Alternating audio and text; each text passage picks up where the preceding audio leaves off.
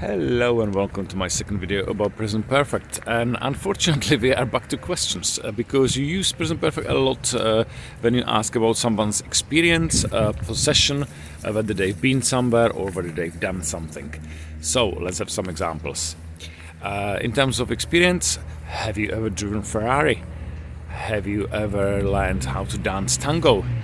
Have you ever flown to America? Okay, then possessions. How long have you lived in your house? How long have you owned your car?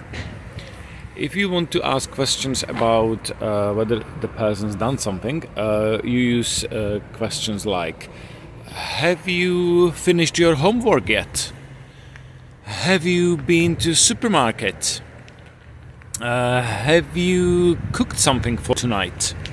And to answer these type of questions, you simply use yes, I have, or no, I haven't. That's it for today. We'll continue next time.